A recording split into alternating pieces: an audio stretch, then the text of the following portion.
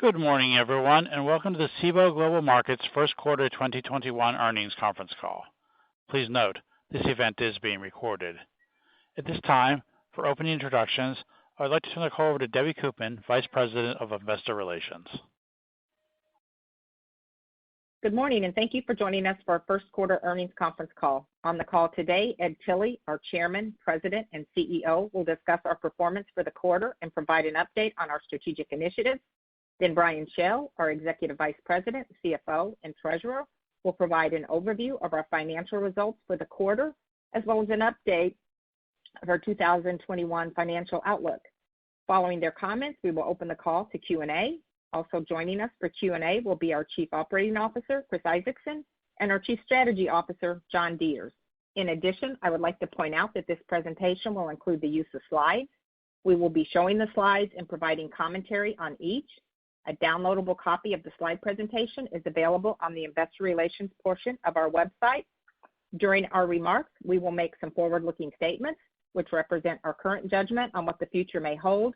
And while we believe these judgments are reasonable, these forward-looking statements are not guarantees of future performance and involve certain assumptions, risks, and uncertainties. Actual outcomes and results may differ materially from what is expressed or implied in any forward-looking statements. Please refer to our filings with the SEC for a full discussion of the factors that may affect any forward-looking statements. We undertake no obligation to publicly update any forward-looking statements, whether as a result of new information, future events, or otherwise after this conference call. During the course of the call this morning, we will be referring to non-GAAP measures as defined and reconciled in our earnings materials. Now I'd like to turn the call over to Ed. Thank you, Debbie. Good morning, and thank you for joining us today. I hope you are all doing well and staying healthy. We reported solid financial results for the first quarter of 2021 at Cboe Global Markets, while continuing to successfully execute on our strategic growth plan to expand our geographic and asset class footprint, broaden our customer reach, diversify our business mix with recurring revenue, and leverage our superior technology. As expected, we have more difficult comparisons this quarter against last year's record first quarter earnings, when we saw exceptionally strong trading as the COVID-19 pandemic began sweeping the globe. For the quarter, net revenue was up 2%, and adjusted earnings per share was down 7% year over year. However, we saw very strong sequential growth across business segments, with net revenue up 19% over the fourth quarter of 2020 and adjusted EPS up 26%. Our solid results were driven by record trading in multi-listed options and continued growth in our recurring non-transaction revenues, as well as the contribution from the acquisitions we completed in 2020. I want to update you on the progress we made this year on 4 key incremental growth drivers I highlighted last quarter. Our plans to launch Cboe Europe derivatives, the opportunity to grow recurring non-transaction revenue, our plans to expand BIDS trading, and efforts to extend across to our products and services, including retail. First, I'd like to take a moment to highlight a few market dynamics we saw during the quarter. With increased certainty around the political landscape, progress around the vaccine rollout, the reopening of businesses and various companies returning to work, we have seen institutional investors re-engage with our index options and volatility products this year. Quarter over quarter, volume increased by 63% in VIX futures, 29% in VIX options, and 15% in SPX options. In Europe, our successful Brexit transition and the reintroduction of Swiss trading on our UK market helped us achieve some notable records across our suite of European equity products during the first quarter. Cboe Europe periodic auctions had record annual value traded of 1.3 billion euros during the first quarter, up 5% year over year. Additionally, Cboe LIS, our European block trading platform powered by BIDS, had record market share of 24.1%, up from 22.7% market share 1 year ago. As clients have recalibrated their models and readjusted to the new trading landscape in Europe, we're pleased to see that our overall market share has increased to 17.9% month to date in April, our highest since July of 2020. We are maintaining our focus on investing in long-term growth, building on the strong foundation we laid last year and are excited about the momentum we are seeing across our business. Last month, we announced plans to acquire Chi-X Asia Pacific, which will provide Cboe with a single point of entry into two of the world's largest securities markets, Australia and Japan. I'll touch on this exciting deal in a moment, but first let me update you on key incremental growth drivers I noted earlier and how this planned acquisition complements several of these growth initiatives. I'll begin with the progress we've made growing non-transaction revenues. During the first quarter, we achieved 17% growth in recurring non-transaction revenues, exceeding our expectations. This increase includes organic growth of 14%. Brian will share additional details later in the call, but we are increasing our 2021 growth target for organic recurring non-transaction revenues to a range of 10 to 11% from a range of 6 to 7%.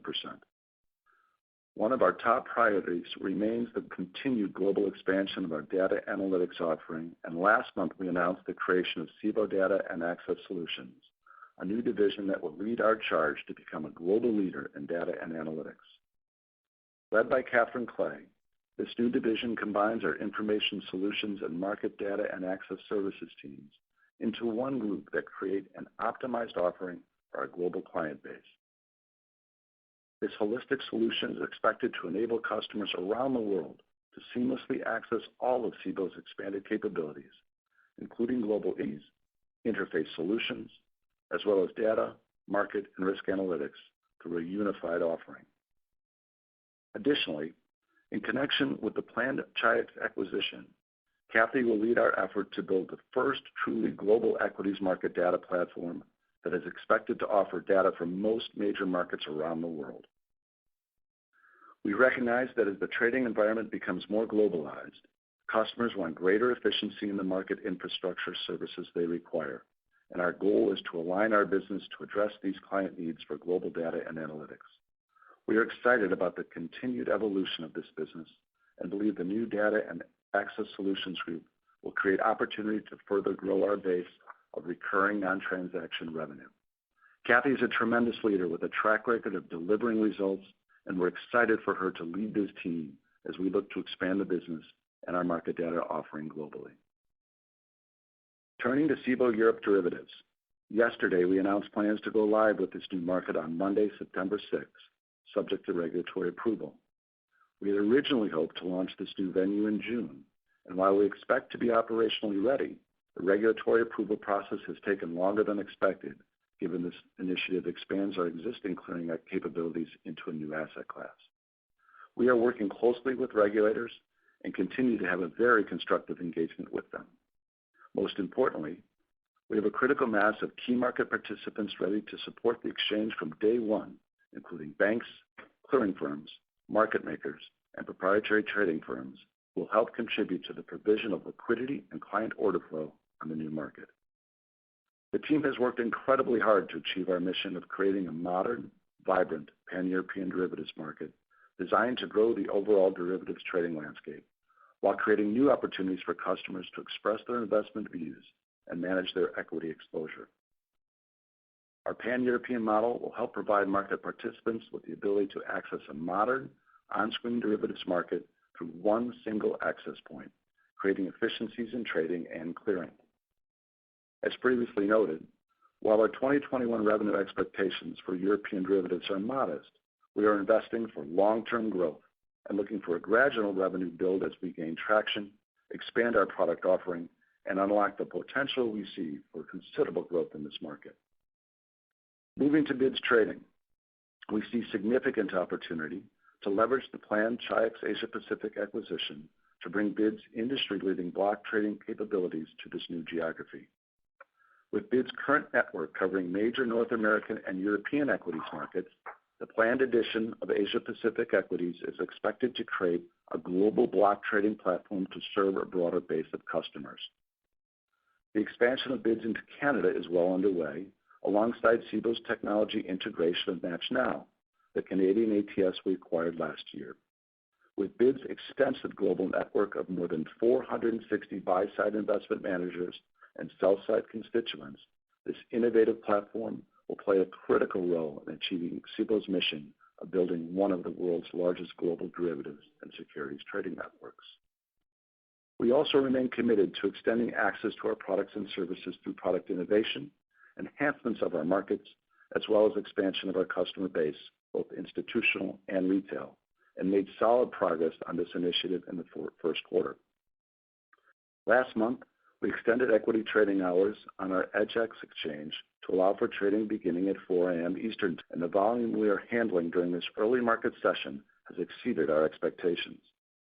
EDGX is now handling more than 11% of the volume during the early trading session. Earlier this month, we also received approval from the SEC to launch our innovative periodic auctions in the U.S., paving the way for us to provide customers with an on-exchange alternative to off-exchange electronic block trading by enabling them to trade in size while helping to reduce market impact.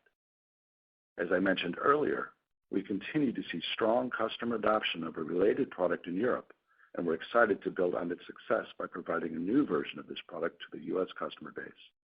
This long-awaited approval in the U.S. was the result of our steadfast commitment to improving markets for our customers, and we look forward to launching this offering in the third quarter of this year. We are also planning to extend global trading hours for VIX and SPX options in the fourth quarter of this year as part of our 24/5 initiative, subject to regulatory review. The lengthened global trading hours will complement our planned entry into Asia Pacific and are designed to help meet growing investor demand for the ability to manage risk more efficiently, react to global macroeconomic events as they are happening, and adjust SPX and VIX options positions around the clock. The uptick in market engagement from retail and institutional investors alike reinforces the importance of our ongoing commitment to education. Our new core derivatives curriculum from the Options Institute has been met with positive feedback from early participants at all experience levels. We've expanded the derivatives education webinar series to include foundational knowledge on options pricing models and strategies, and we are on track to launch our first set of online demand courses in June to further build understanding of derivative strategies and applications. Additionally, to meet customer demand for even more learning opportunities, the Options Institute is expected to be launching the Adjunct Faculty Program this June. The program features distinguished practitioners specializing in derivative products, operations, and risk management, decision theory, and research. Turning now to our plans to acquire Chi-X Asia Pacific. We believe this deal significantly advances our mission to build one of the world's largest global derivatives and securities trading networks, enabling the further expansion of our product offerings to a global network of customers. We believe this exciting investment will complement our North American and European operations and provide a foothold in the key Asia Pacific region, positioning us to become a truly global marketplace for our customers. Chi-X is one of the most successful alternative market operators in Asia Pacific, with core exchange operations in Australia and Japan, and a significant sales presence in the region. Asia Pacific is an untapped market for Cboe, and we are excited about the potential to offer our unique proprietary products and other services to clients in the region. As I noted earlier, the acquisition provides the opportunity for us to expand our global equities business, including bringing bids to the region. Dave Howson, President of Cboe's European and Asia Pacific operations, will lead our planned expansion into the region, working closely with the Cboe team and Chi-X local management teams. Chi-X leadership has shown an incredible commitment to innovation across market operations, customer service, and technology. And I look forward to leveraging the expertise of the team to expand Cboe's geographic reach, enhance existing capabilities, and offer new market solutions to investors in the region. The transaction is expected to close in the second or third quarter of 2021, subject to regulatory review and other customary closing conditions. We look forward to welcoming the Chi-X team into the Cboe Global Markets family. With that, I'll turn it over to Brian. Thanks, Ed, and good morning, everyone. I hope all of you and your families are remaining safe and healthy. Let me remind everyone that unless specifically noted, my comments relate to 1Q21 as compared to 1Q20 and are based on our non-GAAP adjusted results. As Ed just indicated, we reported strong financial results for the quarter, our third highest quarter on an adjusted EPS basis. Earnings were down compared to last year's record high, but we continued to build on the positive momentum we ended last year with. We also continued to execute on our strategic initiatives and remain laser-focused on building one of the world's largest global derivatives and securities networks to deliver enhanced value to our customers as well as our shareholders. Now, a quick review of the quarter. Our net revenue increased 2%, with net transaction fees down 7% and recurring non-transaction revenue up 17%. Adjusted operating expenses increased 26%. Adjusted EBITDA of $250 million was down 6%. And finally, our adjusted diluted earnings per share was $1.53, down 7% compared to last year's record quarterly result, but up 26% quarter over quarter.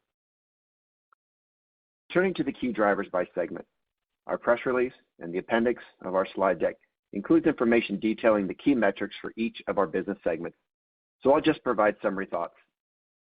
The revenue decline in our options segment was driven by lower trading volumes in our proprietary products, offset somewhat by a continuation of strong trading in our multi-listed options, growth in revenue per contract, or RPC, in our index and multi-listed options, and growth in our recurring non-transaction revenue.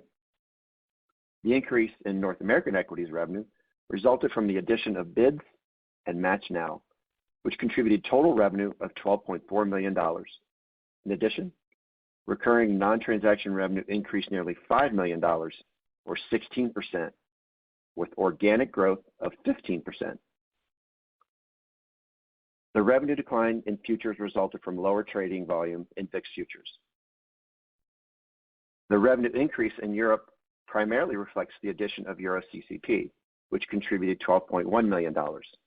As Ed noted, we achieved some notable records in European equities in the first quarter, underscoring our successful Brexit transition and the reintroduction of Swiss trading on our market, and continue to make meaningful progress on the planned launch of European derivatives.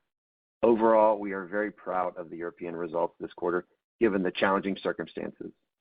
And finally, in FX, the revenue decline was due to lower ADNV, resulting in lower net transaction fees, offset slightly by growth in access and capacity fees. In addition, FX market share grew 80 basis points year over year to 16.5%. While not included in our prior year results, I want to point out that the businesses we acquired in 2020 achieved double-digit year-over-year revenue growth apart from BIDS, which had tougher comparisons, like our other trading venues. We recently published historical volume and revenue capture metrics for EuroCCP, BIDS Trading, and MATCHNow, which are available on our website where we post our monthly volume statistics. Turning to expenses, total adjusted expenses were about $125 million for the quarter, up 26% against last year's first quarter. Excluding the impact of acquisitions, adjusted operating expenses were up 8%, or $8 million for the quarter. Most of the expense variance related to the acquisitions was compensation and benefits. While first quarter expenses annualized are tracking below our current expense guidance range of $531 to $539 million, most of the variance is due to timing, so we are reaffirming our previous guidance for 2021 expenses. As we mentioned on our last earnings call, our plans for 2021 and beyond call for continued investments to drive long-term sustainable growth in our business. We started the year strong, achieving 14% organic growth in recurring non-transaction revenue, well ahead of our targeted growth rate for the year of 6 to 7%. Like prior quarters, most of this growth was driven by additional units or subscriptions versus pricing changes. And as Ed mentioned, we now expect the organic annual growth rate in recurring non-transaction revenue to be 10 to 11% for the year. After incorporating our 2020 acquisitions, we similarly now expect the total annual growth rate for this category to be 11 to 12%, up from our prior guidance of 7 to 8%. As a reminder, we define recurring non-transaction revenue as access and capacity fees plus proprietary market data fees. In the aggregate, we continue to expect the acquisitions closed in 2020 to contribute additional annual net revenue growth of 4 to 6% in 2021. Moving to our expense guidance. As I noted earlier, we continue to expect adjusted operating expenses to be in the range of $531 to $539 million. Furthermore, I want to reemphasize our plan to invest approximately $24 to $26 million this year to drive incremental and sustainable long-term organic revenue growth in high conviction, high return opportunities. This includes our European derivatives build-out, as well as investments to increase access to our existing products and services, especially growth in our index options and futures by developing and distributing unique products, enhancing our marketing, education, and content, and increasing our efforts to tap into the growing base of retail investors. Keep in mind our current guidance metrics for 2021 do not include the pending acquisition of Chi-X. We will update our guidance accordingly once that transaction has closed. Turning now to summary of full year guidance on the next slide, we are reaffirming our guidance for depreciation and amortization, effective tax rate on adjusted earnings, and CapEx. A quick note on our effective tax rate, which was 27.9% for the quarter, slightly above last year's first quarter rate of 27%, and at the lower end of our guidance range of 27.5% to 29.5%. We are reaffirming this guidance under the current tax laws. While we are not providing full year guidance on interest expense, absent any additional borrowing and significant changes to LIBOR, our interest expense for the second quarter of 2021 is expected to be $12 to $12.5 million, in line with our first quarter expense of $12.3 million. Moving to capital allocation, our priorities have not changed as we remain committed to investing in our growth strategy while returning excess cash to shareholders through dividends and share repurchases. As you heard from Ed, our recent acquisitions as well as our pending acquisition of Chi-X underscore our conviction and our ability to deploy capital to help enhance organic growth and strategic value over time, leveraging the robust infrastructure and technology at the core of our strong operating leverage profile. From a capital return perspective, our strong cash flow generation enabled us to return $93 million to shareholders through dividends and share repurchases in the first quarter. We plan to continue being opportunistic with share repurchases. Our leverage ratio was unchanged at 1.4 times at March 31st versus year-end 2020.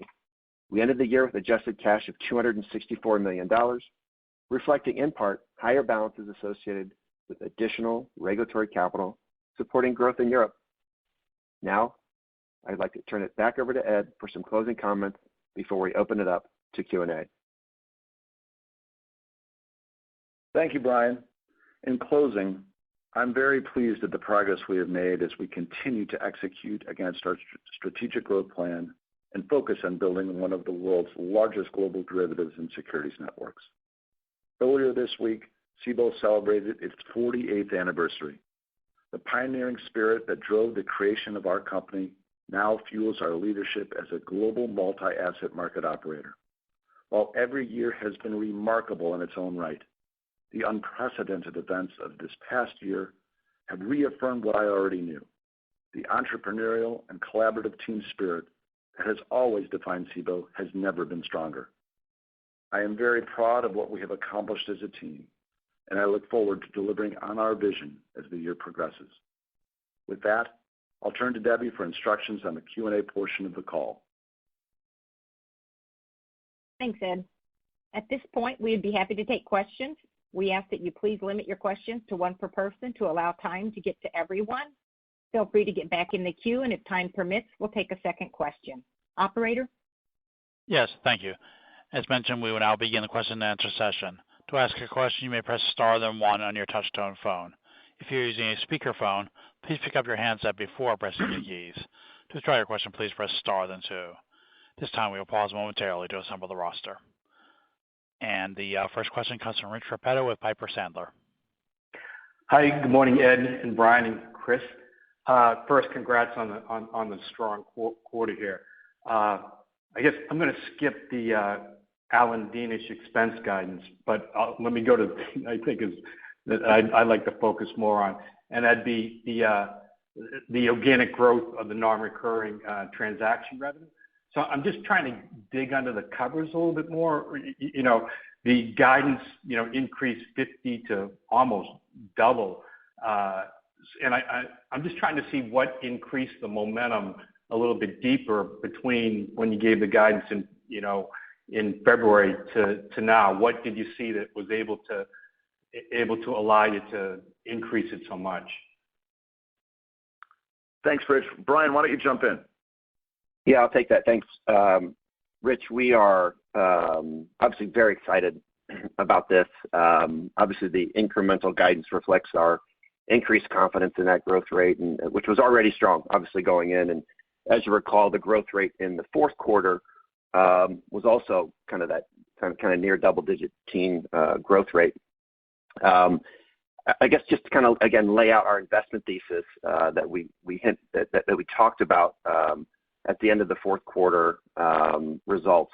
And, basically, that growth, it's not accidental. It reflects our strategic approach and that longer-term effort, and it's starting to bear fruits. When you think about the cash flow generation of the organization and where you deploy that capital, which is, again, a common theme that we wanted to make sure we laid out, part of the expense guidance, part of what we were doing with the cash flow, it's not, hey, let's take the extra cash and let's put it in a sock drawer and hope it grows. Let's reflect the investment thesis is that our global client base has an increasing need for data and analytics and better access. So as you look at the details of where did that growth come from and what we're seeing, it's three parts. It's growth in demand to access to our markets, it's growth in demand to our data, and it's growth in demand to our analytics and that suite of products. On the access side, and you look across, primarily this is coming from the options, North American equities and Europe business, is we're seeing a little bit of the macro effect of that increasing demand, increasing activity, but we're also seeing, the feedback that the firms are looking for more and more capacity as they're expanding their trading capacity. On the data side, we're seeing incremental top of book sales, particularly on the equities front, and 75% of that growth is actually international. There is some U.S., but the top of book sales are coming international. And in the U.S., we're actually seeing more depth of book, I'll call it more share of wallet demand coming through. On the analytics side, is what we're seeing is that whole analytics suite is starting to come together. We're seeing increased client demand for access, for having the same provider. We're seeing growth on the Silex platform. We're seeing growth in LiveVol, Hanweck, FT Options, and TradeAlert. All of that's coming together from a similar provider. Again, we've talked about this before, pre-trade, at trade, post-trade, helping provide that risk, that analytics framework is really starting to bear fruits and where this is coming out. So on a go forward, the increased guidance reflects the strong pipeline and, again, confidence in our efforts. And we're just going to continue to leverage our global network, and we're really excited to grow this part of the business. Thanks. Very helpful. I was kidding about the expense. Thank you. Thanks, Rich. Thank you. And the next question comes from Dan Fannon with Jefferies. Thanks. Good morning. My question's on M&A and capital allocation. I guess just in general, you've been quite active over the last couple of years, so it would help to characterize the current environment and how you were thinking about M&A today. And then also, do you consider the suite of products within the umbrella and potential divestitures that maybe aren't as core now as maybe they were when you did or acquired them? This thinking about FX today and the kind of the way you've looked at growth and some of the strategies and outlook that you have doesn't feel as if that's core to some of the things you're focused on today, and growth has been relatively stagnant. So just thinking about holistically parts of the business maybe that aren't as strategically important today that maybe could be a source of funds at some point. Sure, Dan. Thank you. Let me start with M&A in general. We made comments in the past, and yes, you're right. We've been quite active on the data and analytics solution. We said we kind of like where we are. We're in full integration mode. Brian mentioned that pre, at, and post-trade solutions for our customers. We like that. That's poised for further movement, growth, and globalization. So I kind of like where we are on that respect on M&A. As for the other M&A, you notice in the core business of us matching trades, if a region is open for competition, that makes sense for us to take a hard look at. And with Japan and Australia, new to the region, we like going into those regions who are looking for alternatives to the incumbents in an open way. So we'll keep looking in that regard. Nothing imminent, but certainly always on our radar. Chris, you want to jump in on FX? A couple comments on FX. We actually like that trajectory, by the way, Dan, but Chris, couple comments. Yeah, Dan, good question. We, as Ed mentioned, we really like the FX business. We've actually had a really strong growth rate the last 3 to 4 years. While the overall market volumes have not grown that much, our share of the market has grown, our share of the wallet has grown. We've used data and analytics again to grow our share and get closer to our customers. We've also added some non-transactional revenues there. We've launched non-deliverable forwards. Our CEF's growing nicely, and our full amount platform. So we really like the FX business. And even as, regarding other M&A that we've announced, if you talk about Chi-X Asia, as we're looking to close that hopefully soon, it opens up opportunities not just in the equities asset classes that of those existing businesses, but there's also, we think, more opportunity across our other asset classes, including FX, as we really move into the Asian region. Thank you. Thank you. And the next question comes from Alex Kramm with UBS. Yes. Hey, hello, everyone. Just want to come back to the recurring revenue growth outlook. You sound pretty confident, but I think you just acknowledged earlier, a couple of questions ago, that there are some macro factors at play. So just wanted to flesh out what the risk is that this has massively benefited from, the activity we've seen the first quarter and last year, all this retail upside, and what could come off again. And related to that, I know the SIP revenues are not part of that recurring guidance, but I think SIP revenues the pool really went up a lot in the first quarter. I think some of that was driven by retail. So again, curious how, if you have any insight if that size of the pool is sustainable or where it's sitting right now. Thank you. Yeah, Brian, you want to start with recurring, and Chris can move into the SIP.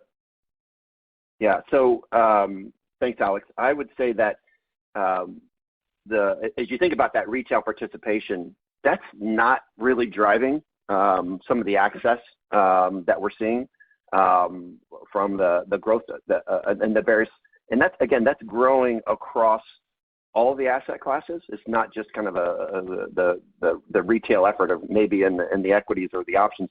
So we're seeing it again across all. Again, we can't necessarily point. Here's a macro factor. Here's the internal kind of the growth driven of the firms themselves. But like I said, as firms have grown this capacity and they continue to execute their trading strategies, they have not indicated any change. Like I said, we still feel confident in sustaining that overall level of participation and access into our markets. So, like I said, it's hard to predict, the growth rates, in any one particular quarter, but over time, we still feel pretty good overall. Again, that macro factor, we can't ignore it, but we don't think it was the primary driver of our growth. Yeah, and Alex, just quickly on the SIP as well. We haven't really projected SIP overall SIP market data pool growth for a while. Once quarter to quarter, there'll be some market data recoveries that come through. But as Brian mentioned in quite a bit of detail already, our growth in non-transaction revenue has primarily come from access, people needing more capacity to our markets, as well as data that's unique to us that we're selling here and around the world. As you said, 75% coming from outside the U.S. So in certain products. So we're excited about that. Our growth plans in non-transaction aren't dependent on the SIP. Very helpful. Thank you. Thank you. And the next question comes from Ari Ghosh with Credit Suisse. Hey, good morning, everyone.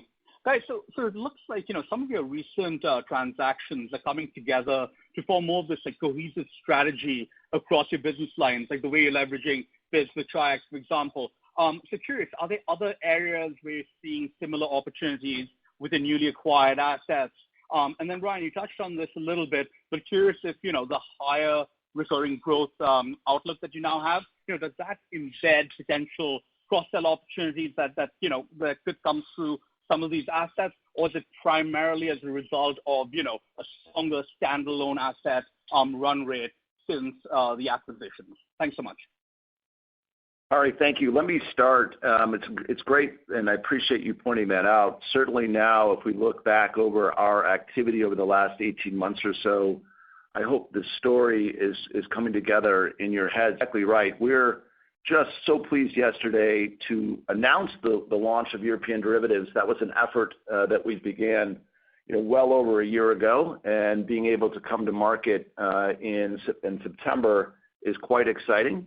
And then taking the incredible leadership that Dave Housen, as he shepherded that effort with Eddie Cordell in Europe, being able to take Dave's expertise and have him oversee the integration of Chi-X. It makes perfect sense for us on a build-out. But importantly, you can see the effect and the vision we had with our purchase of BIDS, our partner for years in Europe, being able to move into Canada with our MatchNow ATS acquisition, and then now moving that network and reach into the APAC region. So it's just terrific, and putting Brian Harkins in charge of that growth and that rollout, I think we're well positioned to take full advantage of all of the deals that we've expressed to you over the past 18 months. So it's great. It is coming together. I appreciate you pointing that out. And let me turn over to Chris. Yeah, I just want to point out again, the demand for BIDS in other regions and other countries is palpable. As we announced our MatchNow acquisition and now integration, which is coming here February 1st of next year, the demand for BIDS is extremely high there. And we've already seen that. We're not closed yet with Chi-X Asia, but as Ed mentioned, a lot of demand in Asia for BIDS also. So there's 460 buy-side participants on BIDS, and we think that can grow substantially, trading existing products that BIDS already trades, but also across new securities in different regions. And I'll end with, all of this, there's data and access related to each of these markets and each of these different trading networks that we have. So that's underpinning, or actually outcome of all this coming together, is that you see the non-transaction overperformance. Got it. Thanks. Thank you. And the next question comes from Chris Harris with Wells Fargo. Great. Thanks a lot. Hey, Ed, you mentioned that customers are beginning to come back to the proprietary product suite in a bigger way. Wondering if you can expand on that a little bit, maybe talk about what you're seeing there. And then related to that, do you think the shape of the VIX curve and other dynamics that were affecting the complex are now healed? It's a great question, and we do, I think, on the macro level, this is exactly what institutions have been, were telling us in the second half of last year, and of course, we were passing that information along to you. And I think no better place to look is that SPX volume is right around 1.2 million contracts a day, very consistent for the first 4 months of the year. What's been interesting is to see the VIX options growth in the first quarter of the year, and that's changed a bit in April. And really, the efficiency of our institutional users who saw an advantage using VIX options at a time where the difference between realized volatility and implied volatility, buying vol and the exposure of VIX options was relatively cheap. And so we saw institutions in a big way move to using VIX options for hedging purposes. That's changed now in April as we're looking at a more normal realized to implied vol level. So that's exactly the right move from our institution. So really behaving in a very logical way. And then the overall levels of VIX, in the fourth quarter, really around 25.5% or so.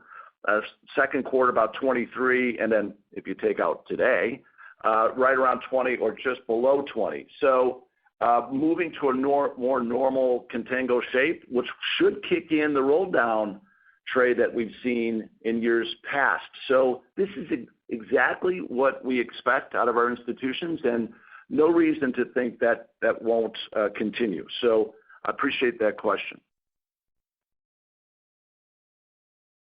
Thank you. And the next question comes from Owen Lau with Oppenheimer.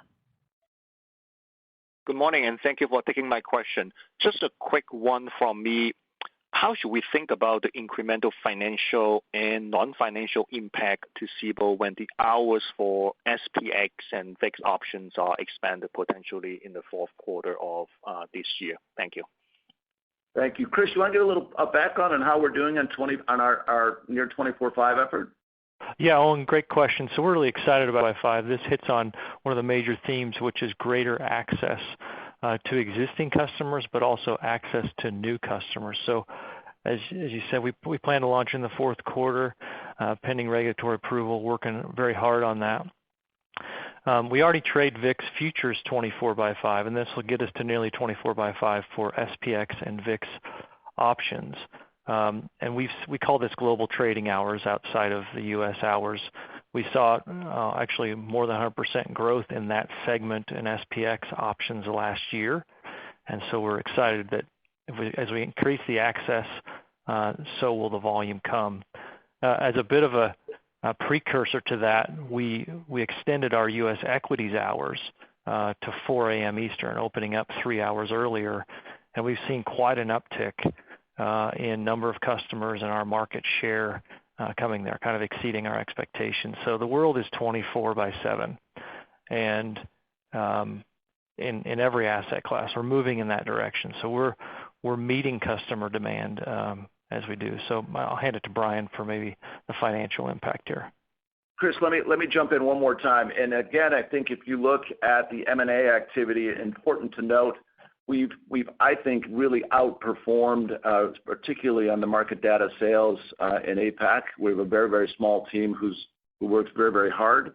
But having a presence with Chi-X now and really sales team on the ground, the timing of 24/5 and the awareness that there is demand for exposure into the U.S. near round the clock really comes together nicely if we look at hopefully the approval and closing of Chi-X. So it's coming together for us pretty nicely. But yeah, back to you, Brian. Yeah, I want to just mention that that's part of that effort is built into our investments that I mentioned up front as far as broadly. As far as the revenue expectations, again, it's been more muted as we roll that out. Again, it's later in the year, the annualized impact. So again, it's part of building a very broad access, again, as Chris mentioned, to the global network and people continuing to take advantage, increase access to the overall suite, obviously including the proprietary product suite. So more muted on the revenue side in 2021, but the full burden of the expenses is this year. All right, got it. Thank you very much. Thank you. And the next question comes from Brian Bedell with Deutsche Bank. Great. Thanks. Good morning, folks. Maybe just go back to the global data platform concept, and if you could just maybe talk about sort of the timing of developing the more cohesive platform, which it sounds like what you're trying to do, weaving in all of the market data that you trade, both on the proprietary side and also I can think of both U.S. and even European markets where you have a lot of data for things that you don't trade. But maybe if you can talk about how you view those proprietary angles and shifting that sale from individual pieces of the data to a more cohesive global product that you can sell into institutions, and whether it's you view that as more of a content sale or do you view yourself as getting into really distribution of that content and starting to compete with some of the distributors of data down the road? Chris, you want to start? Yeah, I'd love to. So obviously, Brian, you recognize we put together the Data and Access Solutions Group under Kathy Clay, tremendous leader. We've recognized this opportunity that we need a cohesive and well-packaged data offering globally, and Kathy's leading the charge there. And so I would say we're maybe early to middle innings on this effort. So we bought Hamwick, FT, Trade Alert last year were fully, nearly fully integrated there. Will be done by the end of this year. Now we're putting that together with the real-time data coming off of all of our exchanges. As Brian mentioned, 75% of certain products are being sold outside the U.S. now. So it is coming together, but it's still, I think, middle innings. Technically, we're bringing it together, but from a packaging perspective, getting the access and the distribution right is we're excited about doing that. I'd also mention, the way in which we're getting to customers, we want to make sure we get to not just the existing customers with more well-packaged data in a way that they can act upon, but actually new customers that may not have current access using the normal means that you might have. So also exploration of efforts to use the cloud and whatnot to get to new customers. So we have an incredible amount of data, a unique position now when we hopefully close the Chi-X Asia acquisition with this global derivatives and securities network with just an unparalleled amount of data coming from the equity platforms. Put that together with our deep analytics, and we're very excited about this. But early to middle innings as we've just formed this group all together under Kathy. Brian, I'll just weigh in. This is John also there. You think about the acquisitions we've done over the past 12 to 18 months. Generally, they're all either producive of data, or they're data packaging and distribution platforms. And so we think about them as a cohesive whole. You've heard a lot of talk about this today. I mean, what we're seeing right now in terms of the performance and the raise on the forward guide in non-transaction revenues is just it's increasing return to that scale and scope.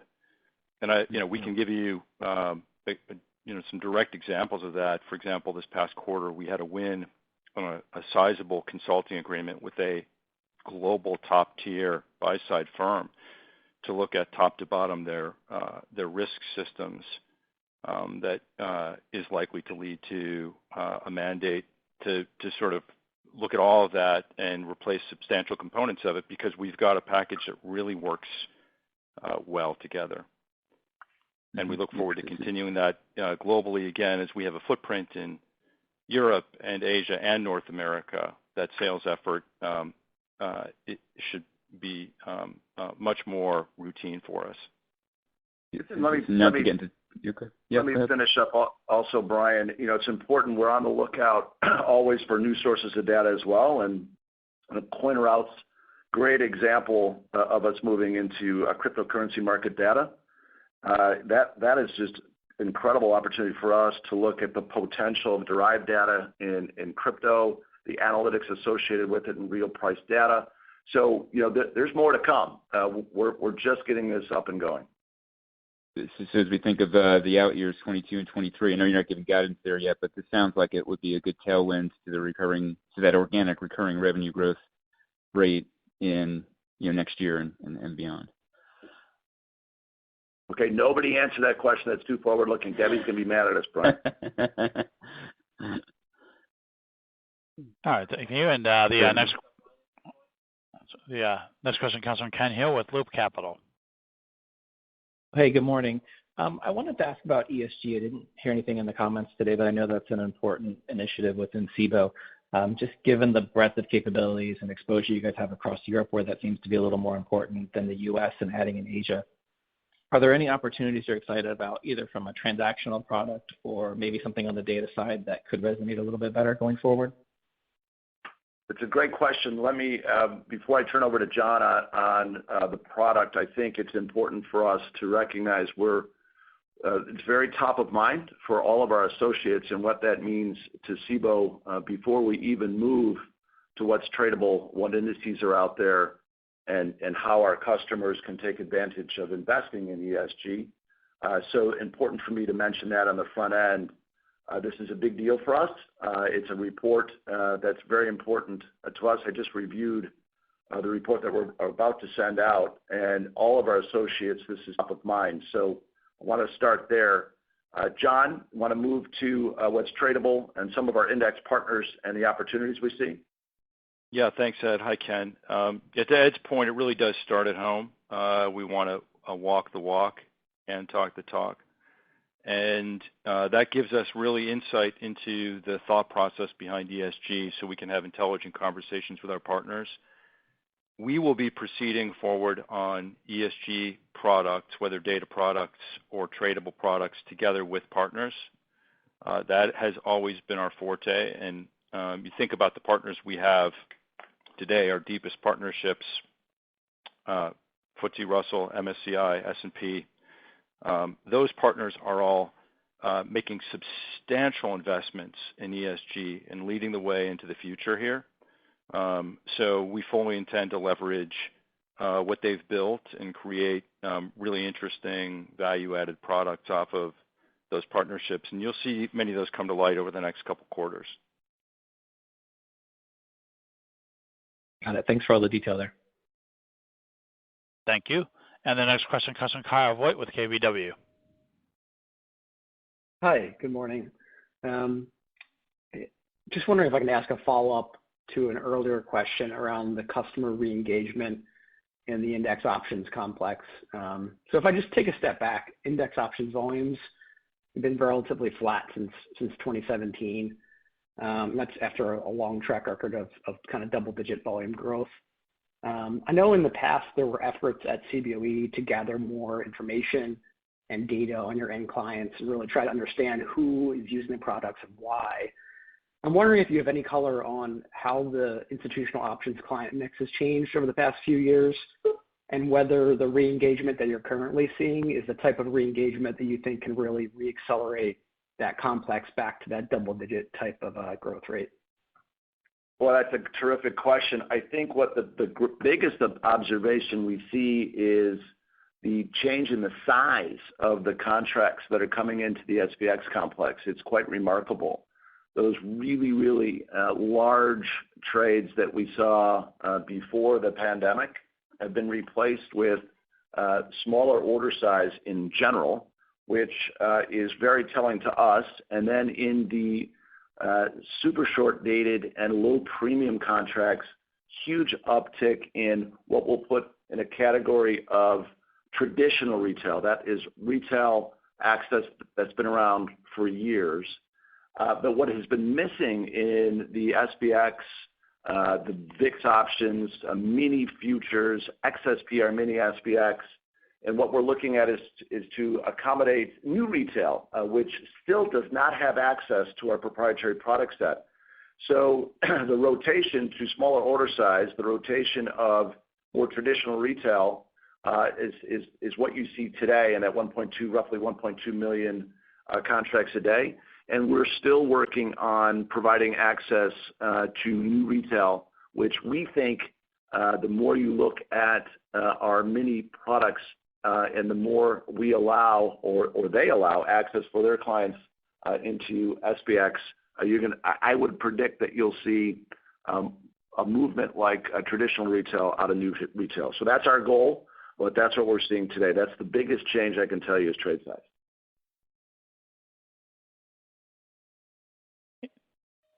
Thank you. And next we have a follow-up from Rich Repetto with Piper Sandler. Yeah. Hey, Ed, and this follows on the last question, I guess, and the other trading question earlier. But it seemed like in April, someone flipped the switch. If you look at the VIX chart, we're running at 20, and April 1st, we just sort of dropped down, and volumes have lightened. And I guess any color or indication, it seems like we've had this stair step down with VIX, and the outlook for the pickup in trading that we saw in the first quarter. I think there is some concern that with the pandemic and people not as exposed to work from home, et cetera, that we may see some lightening in the volumes as we go into the summer. So anyway, your outlook on volumes as we hit this sort of patch in April so far. I think just volumes overall, Rich, we see a little of the volumes retreating a little bit, but, a couple of weeks does not, for our opinion, a trend make. I actually like the momentum, particularly out of retail that we've kind of been spending some time on. Not surprisingly, individual names, the attention that individual trading has had has raised vol across the spectrum. So if you're providing that liquidity in the most volatile single names, you're looking for macro layoff as best you can. That had raised the interest for us and what we saw in AUM and ETPs. We saw that in VIX options, as I said before. You really were buying implied volatility at a discount of what the market was trading at. That's since gone to a more normal relationship, again, if we put today out of the mix. But then what we would expect traditionally is if that vol went to a more historical contango shape, we'll see the roll down. We should see the roll down trade again. So from our proprietary product perspective, we just see that as a normal rotation. The single name excitement being replaced with more macro as vol contracts a bit, and then going back to a short vol capture trade or a roll down trade, and going back to a more normal cadence. But it'll be interesting to see. I think the uniqueness of Cboe is having a product for any market environment, and that's not different. So again, and let me one more comment on retail. We're after sustainable volume in retail. There's going to be flashes, and we're going to have headlines. There's going to be interesting stories and shiny objects in the corner. We're after what education can provide for the long-term investor and the retail investor that's going to be here year in, year out. So we don't really chase those spikes. We chase sustainable growth, and that's what we're after. So I appreciate that. Got it. Thank you. Very, very helpful. Thanks. Thank you. And then next we also have a follow-up from Alex Kramm with UBS. Yes, hello again. I want to ask a question that I feel like I ask every few quarters, and it also pertains to the proprietary products. And maybe some of this was addressed already, but Ed and team, you always do a very good job talking about the macro and what investors are doing or clients are doing and why and what we should be looking for. But I feel like what I still always miss is, any sort of things you can point to that the underlying customer base is structurally growing. So I don't know if it's like the market data or the access fees growing as a sign, but with all the efforts that you've been putting in and investing into new sales efforts, et cetera, what can you tell us where you see that there are new clients, new regions, new people that are telling you we're trading now we didn't trade a year ago, and any sort of indication that that's still growing at a healthy clip or not? Thank you. I think, Alex, you set me up perfectly with the data and the demand for data. So from an institutional perspective, the data and the back testing is first before conversion. So I love that. That kind of reflects some of the guidance we've seen as the demand for that data is increasing. But again, I really want to punch the fact that we've seen no conversion from new retail. Zero. There's no access from the most popular new retail sites. So those millions of new retail who are engaged more broadly in the market are not in our proprietary product set at all. So the low-hanging fruit for us is that conversion. We love the story. We like telling how the management of cash-settled European-style contracts are super easy. And so that's the educational effort. That's what we're going to be pointing at, hopefully in the months and quarters to come. But start with data in your head as we watch those numbers, and then we'll look for conversion from new retail. That is a good opportunity for us and one that we'll be chasing the rest of this year. Alex, John, I'll just jump in on one concrete example as well. While the onboarding for many of our proprietary products on the new platforms is a long process, we every quarter, every month, work towards extending access. Access is one of our key strategic objectives, and a great example of that is the target outcome product set, which in the past year or two went from 0 to over $5 billion in assets under management between our partners at First Trust, Innovator, TrueMark, and others. That product set is a product set that we really worked with our partners to create through the whole chain of mechanics that are required, flex options, Silex entry systems, the NAV calculation and the indexes that guide those products. All of those are things we provide to our partners so that they can offer access to our proprietary products through the wrapper of target outcome funds. And they've had, needless to say, in this volatile market, great uptake over the last year or so. Okay. And just a quick clarification, Ed. You focus very much on retail again just now. That is not. I shouldn't read this as a reflection that you think the institutional opportunity is tapped out, right? Like it's just retail. You think is a lot more low-hanging fruit. Is that right? Oh, sorry, Alex. The data reference was institutional. Retail. We've not seen a history of retail back testing. It is access to the market. It's super short dated. So that is lower hanging fruit. And I referenced traditional retail really being a big mover into the SPX complex over the last quarters, and pointing out that the low hanging fruit is the millions of customers who do not have access to our proprietary product set. That it's not instead of an effort on institutions. John, I think, pointed out that the institutions, the lead time's longer, and it starts with data, back testing, and derived data. Yep, just making sure. Thanks again. Thanks, Alex, for clarification. Thank you. And the next question comes from Sean Horgan with Rosenblatt Securities.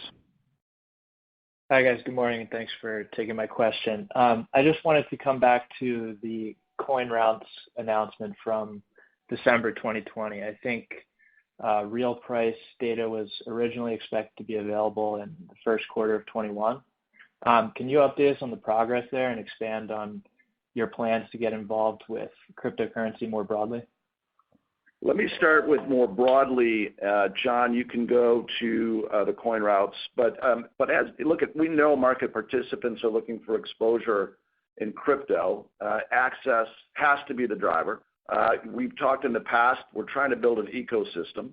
So we start with access to market data. That's the coin routes agreement. From there, we have a VanEck Bitcoin Trust ETF in front of the SEC. So we'd love to deliver in a trusted way, an ETF, which are really customer friendly and easy to understand. And then throughout this effort, we need a focus on education. We've not done that in a big way. And then, our way, you take the educated investor in retail access, and then you move from the ETF into satisfying the demand for institutional participants. So all of that pretty early innings, if you look at crypto more broadly, and we're in it for the long haul. I think, John, a couple words on coin routes. Yeah, thanks, John. Great question. Thanks, Ed. Great question, Sean. So we're actually live now on our CCCY channel on CSMI with the coin routes real price indexes, and we're excited about this. A lot of great uptake, and to Ed's point, it starts with identifying the price, the accurate prices at which you want to reference your cryptocurrency trading. From there, we add all the things we do as an exchange operator. So what we're solving for is that intersection between regulated exchange operator and the really revolutionary cryptocurrency space, and offering our broader services beyond just data to those participants. That's great. Thanks, Ed. Thanks, John. Welcome. Thank you.